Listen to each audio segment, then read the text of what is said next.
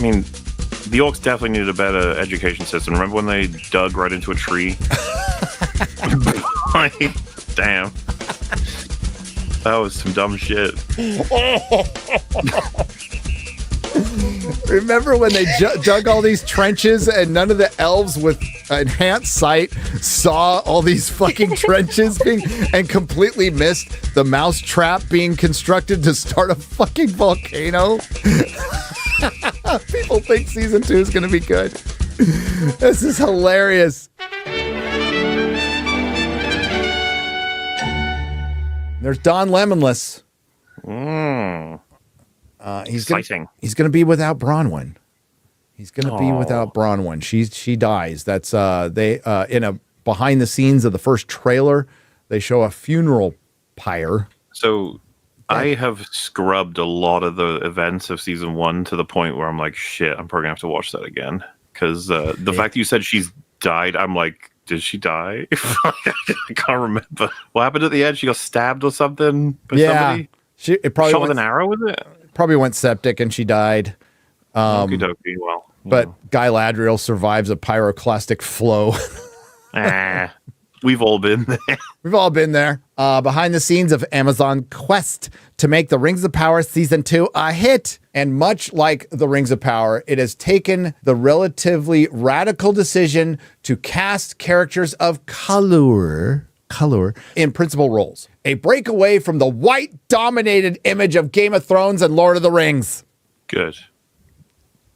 Enough of those whiteys. Yep. Enough of those high fantasy shows based in feudal societies that pretty much reflect Britain. But whatever. One quite literally being an author, a professor, creating a mythology for his country. Let's go on. It is a genre that was closed to me before, says British actor Sophia Nomvet, famous for saying first black female dwarf, first dwarf of color. Dwarf of color, by the way.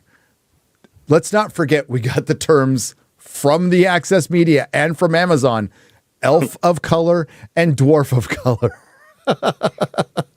Call him Doc. Who plays dwarf princess Disa. Growing up, there was nobody that looked like me in front and center of fantasy. I have a 4-year-old daughter. She was watching a Disney program the other day and said, "Mama, I wish I was white because I would look like this character." Press X to doubt. Who's saying this? Marketing departments. Usually run by 25-year-olds fresh out of college. Women, by the way. But what was so fantastic about this time, which is not what my mother was able to do, is that I was able to go, but you can be this character. Let me show you these 10 other examples. Instead of being a proper father or mother and saying, nothing is stopping you from identifying with this character because you can be a dwarf if you want to be a dwarf. You could be a dwarf. You too could have a beard, little girl. Yeah, they are kind of pushing that. That checks out. You can get them from the little store, little fake beards. I had just one. So sad, like we go over all the time, but what about the alien characters? We just supposed that nobody could ever associate anything with them. You can't feel anything for alien characters because none of us are aliens. It's just like, oh well, never mind. What about seeing yourself in a goblin or a robot? I'm trying to work this out in my head because there's many out there who code the orcs as people of color. Now, that says more about the people who code, air quotes, but wouldn't that still be representation, especially the way they're trying to present the orcs in the Rings of Power as these poor little children created by Adar who just want to go and be evil in their own land. I digress.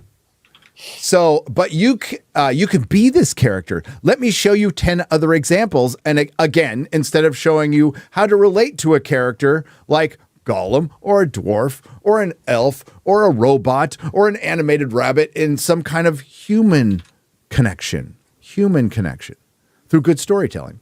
The importance of it is monumental. So they're still running with this shit. You can see you as a middle-aged wine aunt can see yourself in Disa, a female dwarf.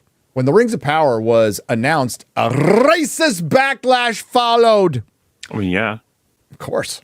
Which led to the cast being deluged with threats, harassment, and abuse. Receipts, please. Yeah, because we got him for, what was his name? Fabian from House of the Dragon Season 2. Got all the screenshots for that. He got harassed off of Instagram for playing a character, which to me is like, is that better or worse? Like the fact that you can't even tell he's an actor? Do you think House of the Dragon is that like is so much worse? Because we're not talking about some big cultural impact. You're talking about investment in the story that might go a little too far. Okay. Like from their point of view, House of the Dragon is just a European country with his dragons, and they're filming it like it's Big Brother. Some people thought Wakanda was real. Yeah. To this day, some people think Wakanda is real. So there you go. Okay, again, is it direct threats or was it, oh my God, look at this person constantly saying dwarf of color? And sorry to state the obvious, but the term basically saying colored people again, coming back, is what should be embarrassing about this for anybody who fucking says it. But they're not. Do you think we'll get ring race of color? I hope so. It was really, really hard. In fact, it was a little bit of a shock because on my way to cash my check, I had skipped into the role with excitement and naively didn't expect it. And you can't blame her for that. Of course she wouldn't expect it. You know what? The fans are going to say what they're going to say. You know what would have helped immensely? Not writing articles like this that are pushed by Amazon, by the way. I will speak again to my video, Rings of Power, the making of a disaster. That decision came straight from the top of Prime Video, which is Jennifer Salke, who has a marketing background from her NBC days. The vitriol became so extreme that Elijah Wood, Sean Astin, Billy Boyd, and Dominic Moynihan, who played hobbits in Peter Jackson's trilogy, banded together for a campaign called You Are All Welcome Here, with different color ears, right? A shirt with different color ears. Here, there are also a statement from the Rings of Power cast themselves, which stated that our world has never been all white. Fantasy has never been all white. Tolkien's Middle-earth was never all white. There was definite representation in it, but you chose to not use that because you thought it was coded improperly. BIPOC, Black, Indigenous, and people of color belong in Middle-earth, but not as much in the story that Tolkien laid down and specifically stated, and despite what the philosophers, professors, scholars, whatever they want to say, it specifically stated. The term fair is used a lot. So our argument has always been, just respect what's been written. You could have representation. You could bring, sure. I'm sure Numenorians did some trade with the South at some point, you know? Sure. But when you do things like take Tarmiriel, who doesn't really officially become a queen because she is forced into marriage by Ar-Pharazôn, you know, and then just make Ar-Pharazôn, who, like, these are Numenorians. These are men of the West, by the way. These are fucking badasses. And you make him like a fat fascist. You make him look like Karl Marx, which checks out. I think it just, when you got to the they took our jobs part of season 1, I think everyone was just like, what? Like, because knife ears are taking our jobs. It's so weird to spend so much time on stuff like that instead of exploring. Well, it's, you know, it's an amazing culture to be able to portray on, I say film, but you know what I mean? Like, but oh well. Like, we spent time on that instead that took our job shit. It was confusing to say the least because there wasn't even an elf there, right? There was like what was going on Numenor was a split with faith. Arluvatar, the one god, and there was a side. There was the Kingsmen, and there was the side that still worshipped the one god, basically. And those themes, and it's turning your back on God. That's the theme, okay. And it's mixed in with a little Atlantis too. but that was the theme. And they certainly aren't going to bring that up. You know they're not going to bring that up. Hey, don't rule out anything for season 2. It's going to be a wild ride. We'll find out. I'm guessing a lot of people, the last trailer didn't get completely ratioed because it was just battle, right? So those battles, and that's what they led with, is there's going to be more battles, there'll be more action, and we'll be closer to the lore with this one. It's the same shit we saw with Star Trek Discovery over and over again after a piss poor season, and it was poorly received, and budgets were reduced. Prior to each season, we're going to get far more optimistic in Star Trek this season. And they would say it, but they wouldn't do it. But they would continue to do it until everybody just stopped watching. But this is the difference with The Acolyte. This is the difference with Doctor Who. This is the difference with The Rings of Power.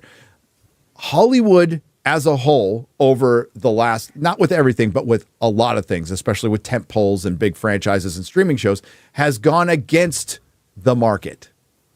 They've openly gone against the market. And they can come back with figures and numbers all they want, but until they actually show us some real numbers, I'm going to just assume you're full of shit. I don't take companies at face value, especially when they try to lie their way into success and they try to protect themselves. And they can't cancel these things for precisely the reasons we showed you with The Acolyte and some of the backlash. That's what they fear the most. They don't fear the fan calling this shit out. They fear being called racist and bigots and not supporting the things that they literally, especially with Disney Star Wars, put $180 million into support. It's not good enough. They're in a trap. But the market usually decides. There was a time in Hollywood where the market would decide.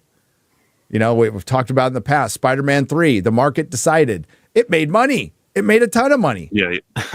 The thing about all of this, I guess, is just like, you know, do your odds change every day probably of whether we get the 5 seasons? I think at most, to save face, because this is a giant Jeff Bezos vanity project, there will be technically 5 seasons, but it'll be kind of like what's going on with The Witcher right now, which is a season 4 split into 2.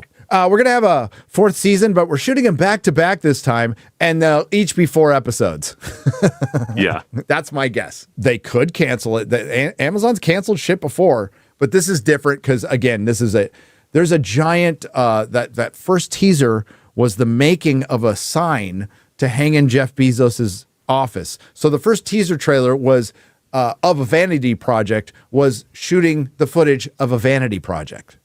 Because I was thinking, I was going to say it's like the equivalent of Disney with Star Wars, where they absolutely cannot admit failure. Yep. So they never announce a canceled project. But I was like, we just got Acolyte. One. So yeah, it's like, is it possible? Like, I think they do it for a more spin-off-y show. This feels like their main attempt, you know, so they wouldn't want to admit defeat on it, at least for a long time. Well, this is the big flaw in corporatism, right? Not capitalism, corporatism. So everything is about for the next couple of quarters, and there isn't a ton of thought into longevity. So they were swimming in investor money for streaming with a lot of fucking empty promises for a long time, which protected a lot of bad shows.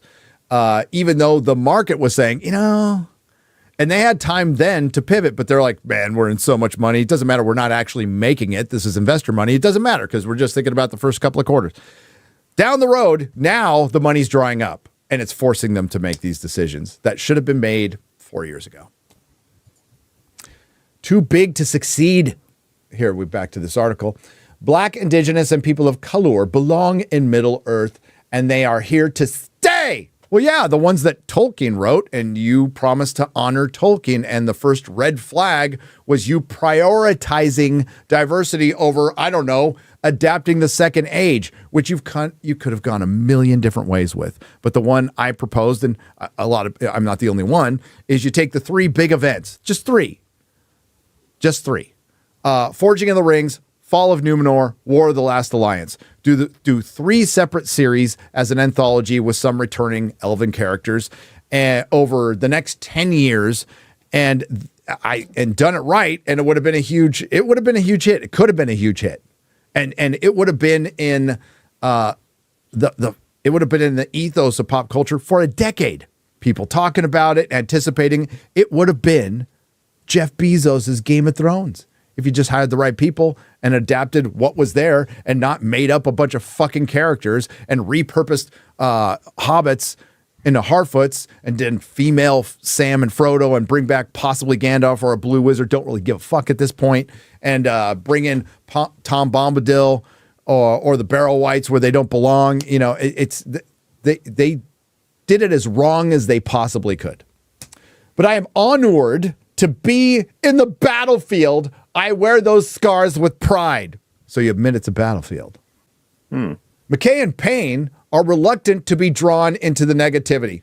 The internet does breed some toxic behavior, says Payne. We're not going to justify it with a response. Yeah, that's probably the best response. This kind of definitive shutdown is not uncommon for the showrunners. They are friendly and polite, and they are not pushovers. At one point, I asked about the involvement of Amazon CEO and Tolkien obsessive Jeff Bezos. According to Brad Stone's 2021 book, Amazon Unbound, the billionaire has a perchance of micromanaging Amazon's TV projects. He has even said to have 12 rules that every successful TV show should follow, including a heroic protagonist who experiences growth and change. Wow. Fucking has he been in touch with notes? Now, Bob Iger has given notes on The Mandalorian, by the way. Imagine how you're Jon Favreau and you're getting notes from the weatherman. We will not comment on any input, notes, or feedback from Jeff Bezos. We could only say we're lucky that he's a fan of it. So they got notes. They got notes from Jeff Bezos, but they also got notes from Jennifer Salke. She is definitely involved. Go on. Sorry, Molly. I would be surprised if Jeff Bezos' notes will just make it better, make more people like it. Whatever you got to do it. Like, I wouldn't expect him to be like, make sure the main hero is heroic and stuff like that. He should know, obviously, that they're going to know more about him than how to write a thing, but simultaneously, they know what the reaction was to season 1. So he's going to be like, just do better, Senator. Do better, Senator. In a moment which speaks to a larger question concerning the Rings of Power, one themed around big budgets and big expectations, the show is officially Amazon Prime Video's most watched original series. Is it now? Last year, and look what they say here. The Hollywood Reporter claimed that only 30% of American viewers who had started the season reached the finale. In response, Amazon's Jennifer Salke said this desire to paint the show as anything less than a success does not reflect any conversation I'm having internally. Yes, that is not a fucking denial. We're going to call it a success, okay? That's what we're going to do. On the set, there is understandable reluctance to talk about numbers. Data is Amazon's side. Producer Lindsay Weber, formerly of Bad Reboot. Creative is our side. Is it? I would argue it isn't. I would argue everything you did is repurposed fucking fanfic, but whatever. Who would spend that kind of, effort, time, everything on a thing, and then not be interested in the data at all as to how the world is taking your multi-bazillion dollar show? Like, of course, the idea is like, it's not really something. The creative side is out. It's just like, you guys would know. You want to know. It's a bold-faced lie. It's a bold-faced lie.